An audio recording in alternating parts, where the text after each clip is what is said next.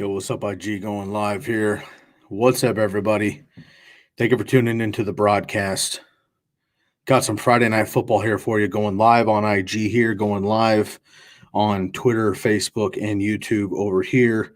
Got everything going on, streaming up. I just wanted to jump in here and get into today's action. There was a lot going on. I wanted to make sure I could break it all down and a little bit of a quick hitter. And of course, the boys and I, Bobby, Lucas, and Dwayne, will get into this further on the podcast later on, but I wanted to give you my quick thoughts.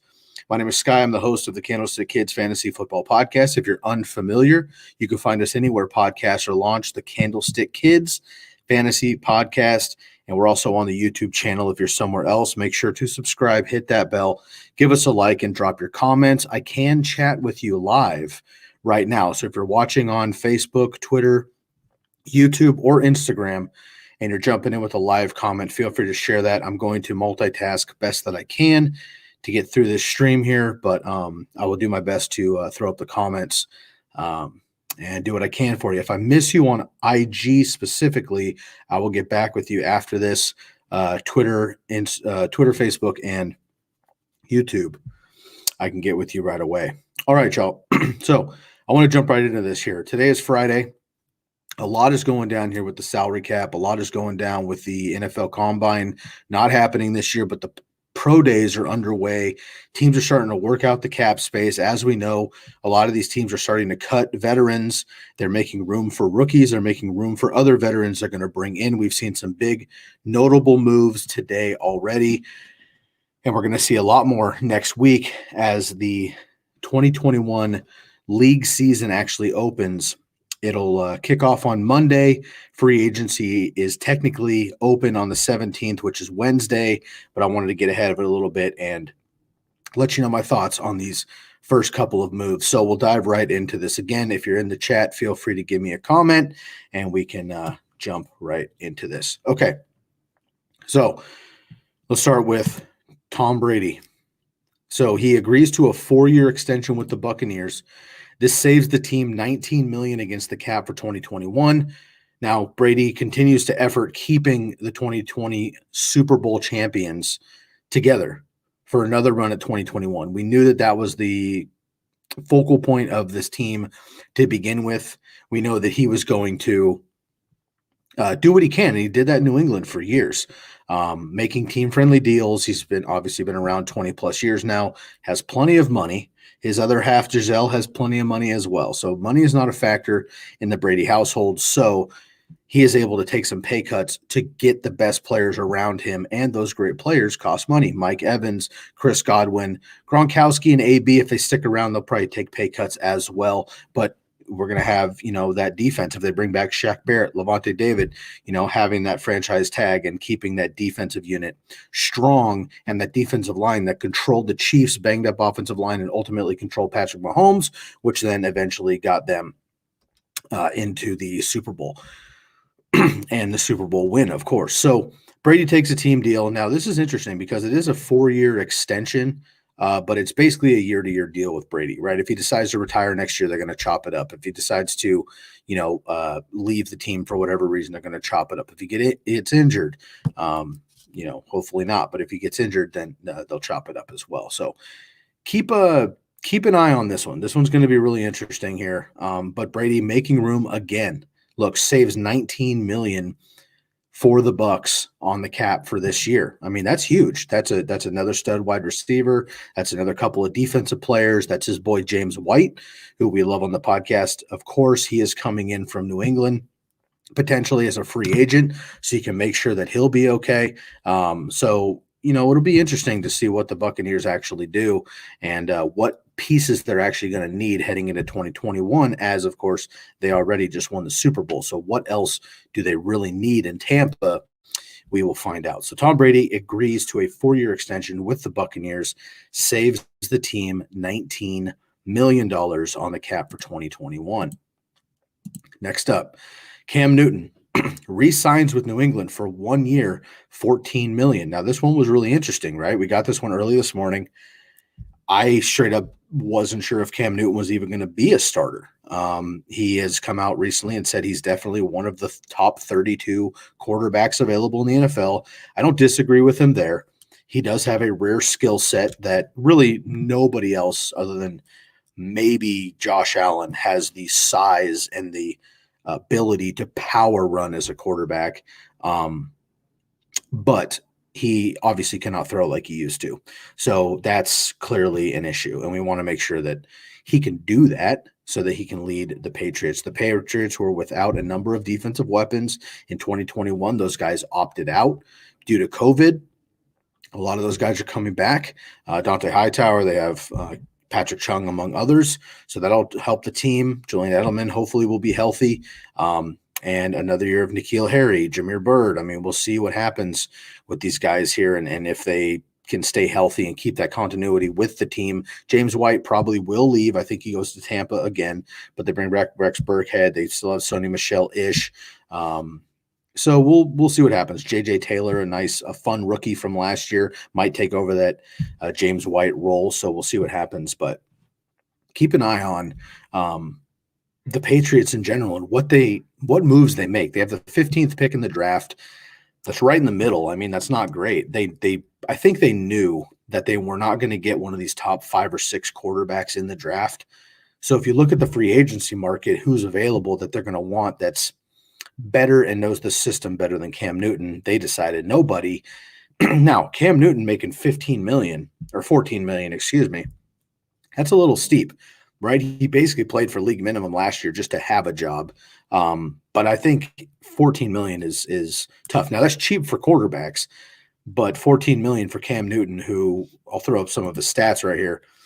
24th in passing yards, 35th in passing yards per game, 34th in passing touchdowns with 8, tied for 5th most interceptions in the NFL with 10, but he did have the 3rd most rushing yards and the most rushing TDs by quarterbacks with 12. That's the same as Nick Chubb and Josh Jacobs, and really only behind Derrick Henry, Dalvin Cook, and Alvin Kamara. So very impressive on the ground, still very dominant. He's huge. If it's 3rd and 1, 3rd and 2 on the goal line or for first down, he's running it. He's getting the first down. We know that.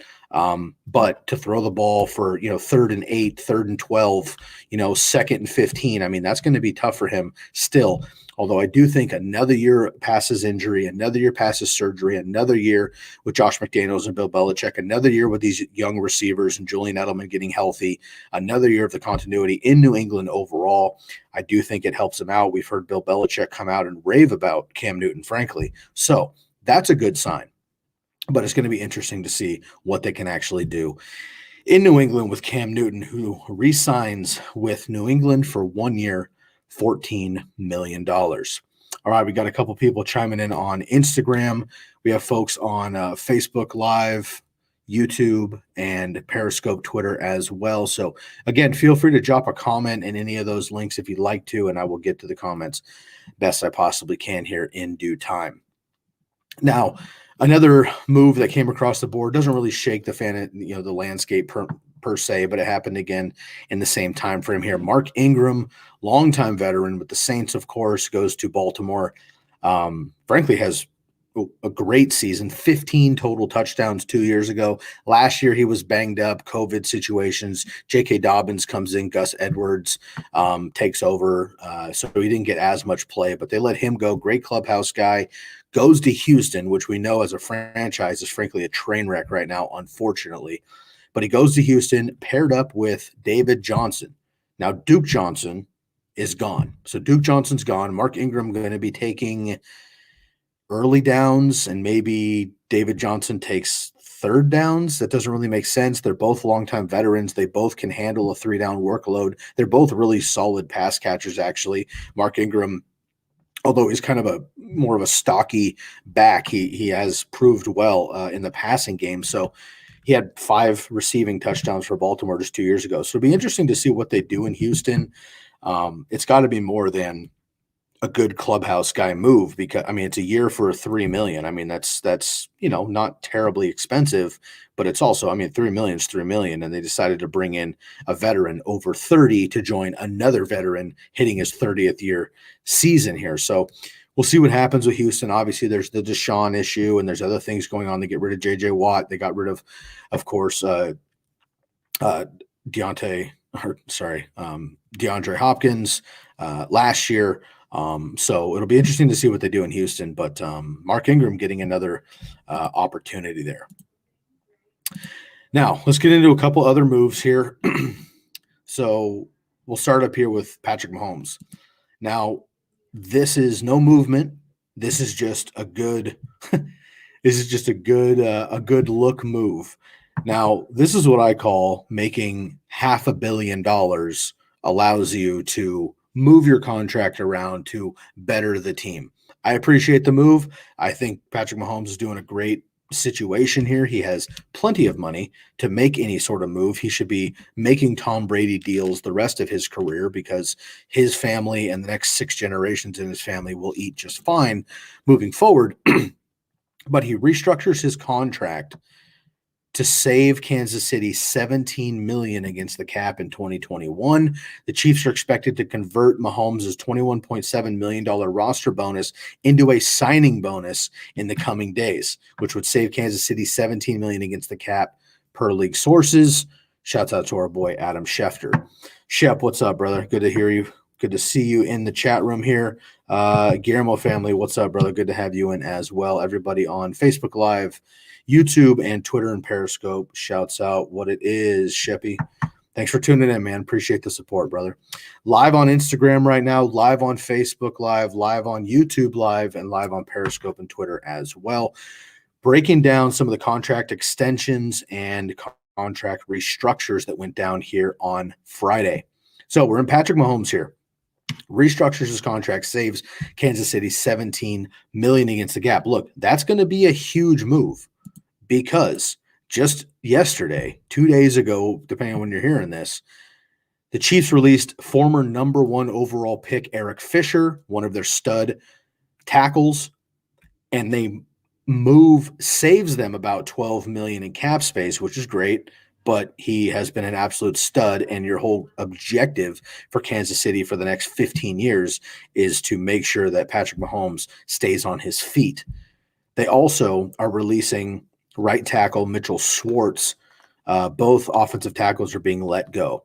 Now, both these guys were injured, did not play in the Super Bowl. We saw that the Tampa Bay defensive line was able to get after Patrick Mahomes. He was under duress the entire game. We all know the highlight where he throws the ball from pretty much laying down horizontal in the air. He was under duress the entire game.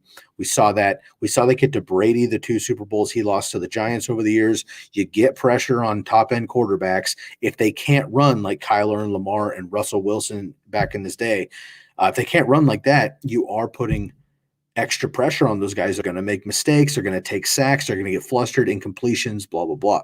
We saw that in Super Bowl 55. We saw the Buccaneers take advantage of a beat-up offensive line for the Chiefs. Unfortunately, both of these guys getting let go. Mitchell Schwartz tore his Achilles in the AFC Championship game against the Bills, was unable to play in the Super Bowl. Unfortunately, now he is out of a job as of right now. Assuming he recovers well and he's healthy and Eric Fisher gets back to business, both these guys should get signed and find a good home, and they're still going to be quality assets for another team in the NFL with great pedigree. But the Chiefs have decided that they can move on without these guys, save some cap, get Mahomes' $17 million. They're going to get Eric Fisher's $12 million, and they're going to get Schwartz's money as well. And so the Chiefs are going to be hitting free agency pretty hard. The question is, like the Buccaneers, what are the Chiefs actually looking for? What are they going to do? Sammy Watkins is gone. Damian Williams should be coming back. He sat out due to COVID concerns. He opted out, I should say. It's a better term. He opted out 2020 due to COVID concerns. His mother has cancer, and he didn't want to risk that in his family, so due respect to him. They draft Clyde Edwards-Helaire, obviously. They bring in Le'Veon Bell. They have Travis Kelce. They have Mecole Hardman and Demarcus Robinson, along with Tyreek Hill, of course. So they have plenty of weapons and names on the roster, but is Mecole Hardman or Demarcus Robinson really able to be that number 2 alongside Tyreek Hill? I mean, really the number 1, number 2 is pretty much Travis Kelce, Tyreek Hill, right? But Travis Kelce being a tight end, he's unlike any other tight end, granted, but he's still a tight end. Are they going to be able to bring in another stud wide receiver? Like maybe they bring in a Juju. Maybe they bring in Kenny Golladay. right? There's a number of options. Maybe they bring in Will Fuller and they're just running they're running Madden bombs forever. They could bring in an old veteran guy like Marvin Jones. It'll be really interesting to see what happens with the Chiefs. If they can beef up that defense, they should bolster the offensive line. They don't have a pick until the 31st pick in the NFL draft because of the Super Bowl. Last year, they had the 32nd pick, the last pick in the first round. They ended up picking the first running back off the board, which was Clyde Edwards-Helaire. So they have no problem picking that late. And they don't have many holes to fill, but they do have holes to fill on the offensive line minimum. And again, as I said, Patrick Mahomes is Patrick Mahomes. But the one thing the Chiefs have to focus on is making sure Patrick Mahomes stays upright and he stays healthy. Okay, Dak Prescott lit the league on fire for 4 years. Dude broke his ankle last year.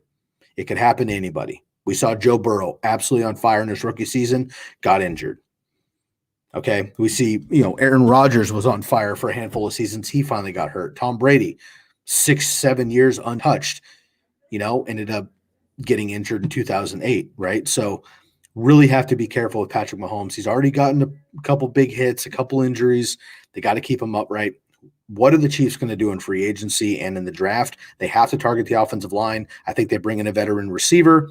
They may even work on that backfield depending on what they do with Damian Williams and CEH and Le'Veon Bell. And I do think they bolster up that defense. Okay, we got a question in here, my boy Sheppy. Do you think J.J. Watt was let go because he would have cost Houston too much to keep? Yes and no. I mean, sure. But the reality is with J.J. Watt, I think at this point of his career, he's not worth what he's asking. And it's not necessarily that he's not worth what he's asking. I just think that they're going to – look, Houston is a train wreck, all right? There's this issue with Deshaun Watson. It's ugly. It's messy. He's not happy. They're not happy. Deshaun Watson's stuck. The more and more we hear about this, you hear one side of the fence, which is Deshaun Watson's going to get traded and maybe to the Bears, which I think is actually a good landing spot for him, and I'll talk about that another time. Or you hear that there's no way that Deshaun Watson's leaving because Deshaun Watson signed a contract just last year, 2 years ago, that basically keeps him in Houston. So Houston, as a franchise, holds the cards. It doesn't matter if Deshaun Watson's upset, and it sucks that he's upset, and it sucks that they got rid of the top 3 wide receiver in the NFL. Will Fuller played out of his mind, but then he got suspended for PEDs. Maybe he's gone. Brandon Cooks is great, but he's aging. They have 2 30-year-old running backs, not game breakers. They don't have a great offensive line. They do not have a defense at all. Deshaun Watson, if he plays this year with Houston, could still lead the league in passing yards because they're going to be down by multiple touchdowns every single game, and he's just going to chuck it and chuck it and chuck it because David Johnson and Mark Ingram, as of right now, is the backfield, is not going to be chewing up first downs on first and second down. That's not going to happen. So they're in a rebuilding mode with a young Studley quarterback, and Houston believes that if they just take a year or two, keep Watson, rebuild around him, they can rectify this. Watson's thinking, get me the fuck out of here. I don't want to deal with this. This is bullshit. I led the league in passing yards on a horrendous offense with little weapons. I have shown the NFL what I can do time and time again, but unfortunately not getting the love that he thinks he deserves. Now, back to your question. Do you think J.J. Watt was let go because he would have cost Houston too much to keep? Yes, ultimately a player is always let go because the franchise thinks that they're too expensive to keep. So short term is yes. Long term answer is I just think at this point of J.J. Watt's career, multiple injuries, 10 years with the franchise, certainly a Hall of Famer. His name should be up in the rafters in Houston in just a couple years. They'll retire his jersey, I hope, and all this stuff. But at the end of the day, if they're rebuilding, as great as J.J. Watt is, as great as J.J. Watt has been, his legacy, what he means to the city of Houston, all of that stuff is very storybook and honorable. The reality is the NFL is ruthless. And if they don't think J.J. Watt is a rebuilding piece, they're going to get rid of that, right? Keep the money, keep what they can get from him, and then rebuild. So, yes, I do think that J.J. Watt was let go because Houston, unfortunately, did not find it viable to keep him. Appreciate the question, Shep, and thank you again for all the support, man. Appreciate you. All right, I got 2 more names here, and then we will get out of here. Let's get into Michael Thomas. Michael Thomas of the Saints also restructures his deal. Okay. So he restructures his deal, creates $8.7 million of cap space. Michael Thomas is the number one receiver in contested catches since 2015. That's better than everybody, being number one, obviously. He creates $8.7 million of cap space. That is huge. Here's why. I'm going to get into Taysom Hill in just a second. But the Saints are nearly $17 million. They're $16.8 million over the cap as is. Okay. So in layman's terms, they're $16.8 million in the hole, negative, like behind where they should be right now. Okay. Michael Thomas creating this 8.7, that cuts that in half. So now all of a sudden they're about 8.7, right? 8.4 behind the cap. Now still a negative, but they're climbing up the list a little bit. Okay. So Michael Thomas only played a handful of games last year. Of course, Drew Brees was out for 5 games. Taysom Hill played fine. Teddy Bridgewater came in 2 years ago and played well for the Saints when Drew Brees went down. This year it was Jameis Winston getting a little bit of action. Taysom Hill played fine. But Drew Brees to Michael Thomas has been one of the most deadly connections in the NFL and certainly for fantasy football over the last couple of seasons. Just 2 years ago, Michael Thomas was far and away the number one wide receiver in fantasy football in all formats, and a PPR absolutely smoked with 185 targets. 143 receptions, the NFL record, passing up my man Marvin Harrison of the Colts. So deadly situation. Him coming back, he had ankle issues, he had a hip issue, he had a quad issue, all these things. So now, if they can actually get Michael Thomas back to speed, Drew Brees has not retired yet. He may not retire. I don't think he will. I think he would have already. And it sounds crazy because we saw him playing catch with his kids in the end zone when he lost to the Bucs, and he and Brady are out there giving hugs and hand pounds and like kind of felt like goodbye. But the reality is, I don't know that he actually leaves. If he doesn't leave, Michael Thomas and Drew Brees can certainly run it back with this offense. Alvin Kamara's still around. Latavius Murray's still around. They got rid of Josh Hill and Jared Cook, but they have Adam Troutman, who I love. They're going to have, they could work in free agency. They don't have a lot of money, but I'm going to get to Taysom Hill in a second. Maybe he helps them out. They're going to, they can make a move in free agency. Potentially they can move stuff around. They cut Emmanuel Sanders, which helped a little bit as far as, the money grab goes, but we'll see what happens, man. They got some young receivers, and hopefully they can get into it. So keep an eye on the Saints and what they're able to do with that cap now that Michael Thomas creates $8.7 million on the cap space here. Now, speaking of Saints, let's get into Taysom Hill, and we'll get out of here. Bobby just joined in on the chat on IG, my mans. Hope you're doing well tonight, brother. Taysom Hill, he's making $16.3 million in 2021. The Saints are 16.8 over the cap. Okay. So to me, the question here is, should the New Orleans Saints cut Taysom Hill? Now, this has many conversations behind it. Number one, if Drew Brees retires, okay, let's just say Drew Brees retires whenever, tomorrow, beginning of the season, whatever. Drew Brees retires, Taysom Hill is the guy. They also have Jameis Winston, but he's technically a free agent as well. Everyone assumes he'll come back to New Orleans, but he is a free agent, so he could leave as well. So Taysom Hill might be the only quarterback, or he will be the quarterback with Jameis Winston as well going into camp at least. Now, Taysom Hill has 11 total touchdowns last year, which is great. But he had under 500 total scrimmage yards. Now he's a running back. He's a tight end. He's a wide receiver. He's a quarterback. He returns kicks. He's on special teams. He's all over the team. He's a dynamic football player, and that's what the NFL wants, right? So he gives them much more than just like the next quarterback behind Drew Brees. They could find a guy like that. Maybe Jameis is that guy. We know that if Jameis takes over, then Taysom Hill's going to have his role anyway. So we'll see what happens with the Saints and Taysom Hill. But if Drew Brees doesn't retire, I do think the New Orleans Saints should cut Taysom Hill. Will they? I don't think so. because Sean Payton is very loyal to his guys, and he's had a man crush on Taysom Hill for a long time, which I think is totally great. And Taysom Hill is a great player. Seems like a great dude. He's fun to watch. Always got a smile on his face. I'm rooting for the guy. But this is your math right here, right? The Saints are 16.8 over the cap, basically in the red. If they cut Taysom Hill, they're essentially only about $1 million under the cap. $1 million in NFL salary cap terms is nothing. Now, Michael Thomas just created 8.7 more cap space.